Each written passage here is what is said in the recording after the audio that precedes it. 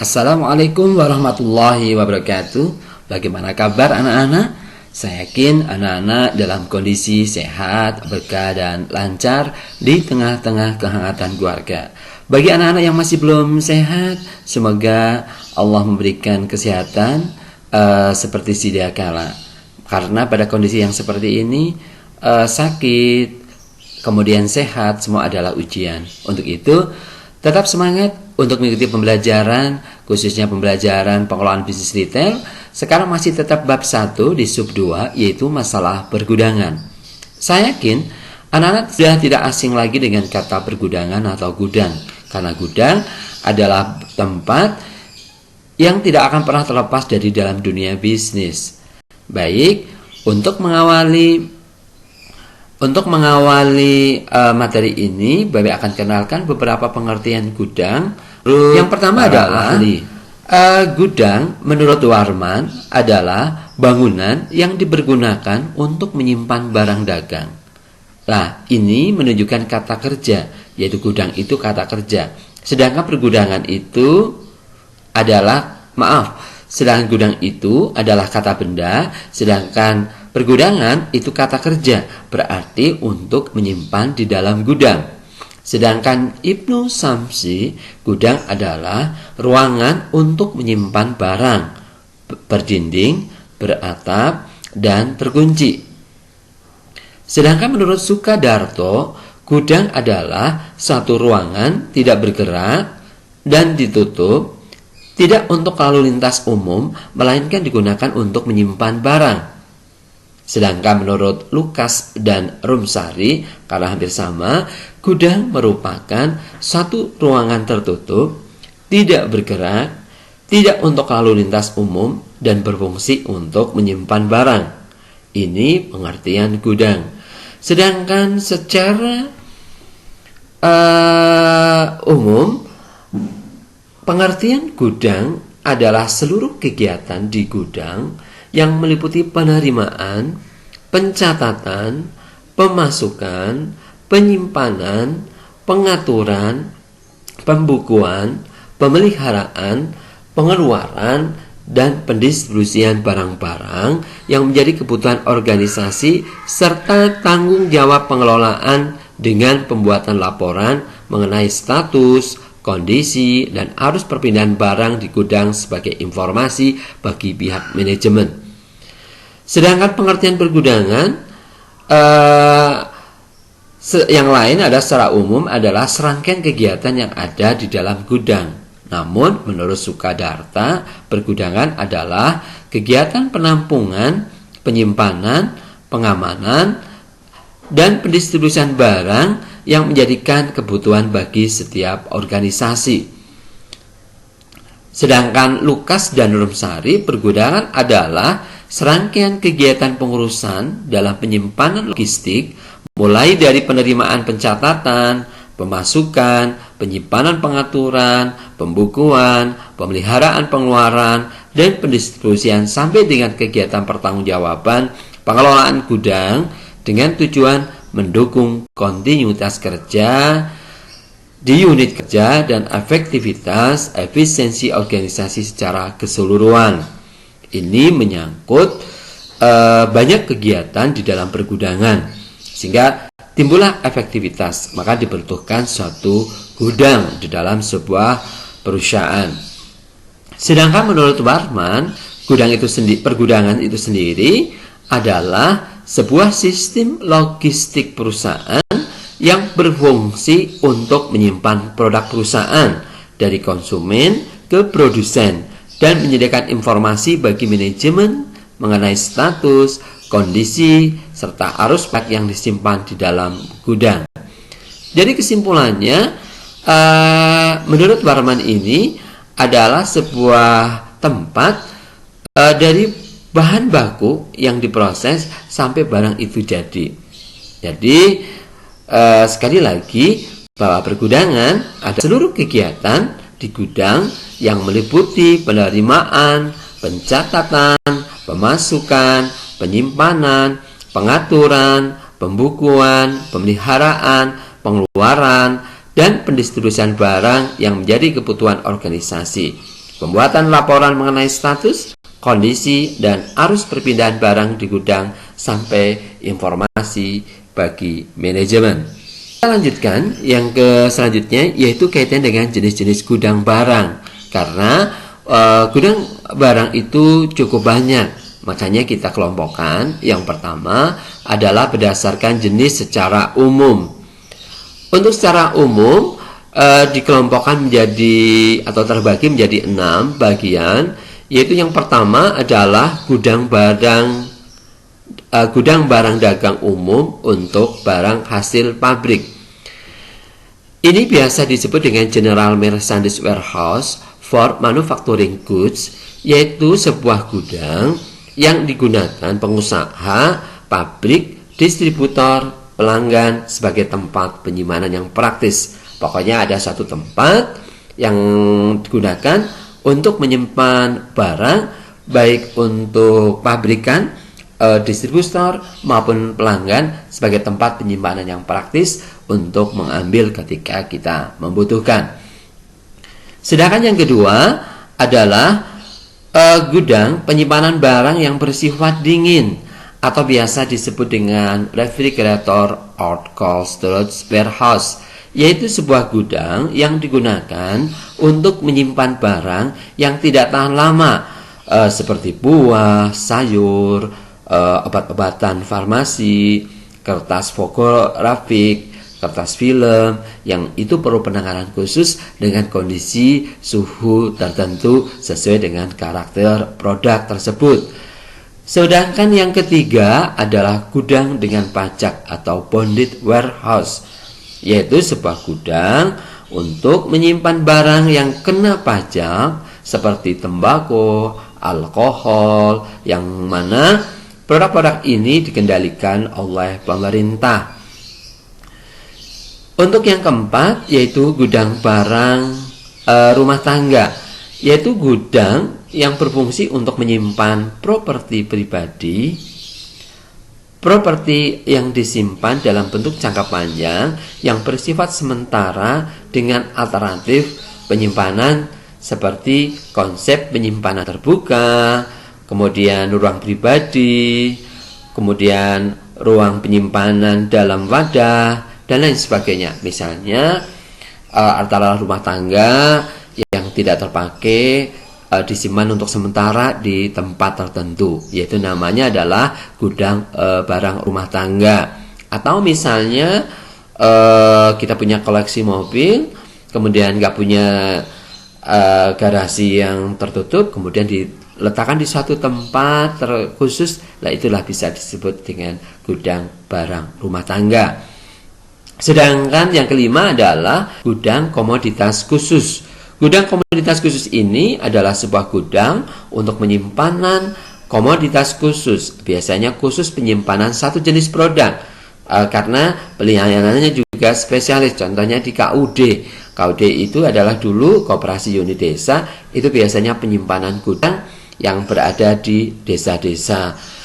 Gudang tersebut biasanya berada di pinggir jalan, kemudian dindingnya adalah semua pakai seng, sehingga memang dalam kondisi perlu penanganan khusus agar gabah atau padi itu dalam kondisi tingkat kekeringan tertentu. Kemudian untuk yang keenam adalah gudang penyimpanan barang penting, yaitu gudang untuk menyimpan barang-barang penting seperti tangki, penyimpanan cairan pasir, penyimpanan cairan, pasir, dan sebagainya. Pasir di sini maksudnya adalah pasir besi. Di sini adalah bahan-bahan kimia. Ini kan juga perlu penanganan khusus. Makanya disimpan dalam gudang penyimpanan barang penting atau bulk storage warehouse. Memang kelompok yang kedua yaitu berdasarkan material yang disimpan dikelompokkan menjadi 3, yaitu penyimpanan bahan baku, penyimpanan barang setengah jadi, penyimpanan barang jadi. Untuk penyimpanan bahan baku, gudang penyimpanan baku ini adalah gudang untuk menyimpan material yang dibutuhkan dalam proses produksi. Nah, lokasinya di dalam pabrik untuk menghemat biaya. Biasanya misalnya itu ada sebuah pabrik pembuatan mebel, misalnya meja. Di situ ada gudang khusus bahan baku, khusus kayu-kayu yang digunakan untuk pembuatan meja tadi. Kemudian yang kedua adalah penyimpanan barang setengah jadi. Gudang penyimpanan barang setengah jadi ini ada sebuah gudang untuk menyimpan hasil produksi yang masih dalam masa tunggu untuk proses lanjut. Nah, ini juga berada di dalam pabrik. Biasanya misalnya tadi pabrik untuk pembuatan meja. Ini kita di dalam pabrik itu pembuatan meja itu misalnya untuk spek untuk kaki-kaki meja, kemudian landasan meja, kemudian penyangga meja itu dikelompokkan sendiri-sendiri sebelum dirangkai. Itu disimpan di dalam penyimpanan barang setengah jadi. Sedangkan yang ketiga adalah gudang penyimpanan produk. Gudang penyimpanan produk adalah gudang untuk menyimpan produk jadi yang siap didistribusikan. Nah, hasil tadi barang yang sudah diproses dari kayu, kemudian jadi barang setengah jadi setelah dirangkai, kemudian produk itu jadi, itu disimpan di gudang khusus yang nanti meja-meja ini siap distribusikan kepada konsumen. Sedangkan berdasarkan ruangan gudang, gudang dikelompokkan menjadi 4. Dikelompokkan menjadi 4, yaitu gudang ruang terbuka, gudang setengah terbuka, gudang tertutup, gudang tidak untuk lalu lintas umum. Sedangkan gudang ruang terbuka ini adalah gudang untuk menyimpan barang yang tahan cuaca dan tidak khawatir dicuri. Nah, ini biasanya untuk penyimpanan pasir, batu bata, bahan bangunan. Nah, ini biasanya yang punya usaha ini akan ditaruh di tempat yang luas, tidak ada dindingnya, tidak ada atapnya, dan orang tidak khawatir dengan pencurian. Kemudian gudang setengah terbuka. Gudang setengah terbuka ini adalah gudang yang dilengkapi dinding saja atau pagar saja, atau tanpa atap, atau beratap tanpa dinding. Ya, salah satunya seperti itu.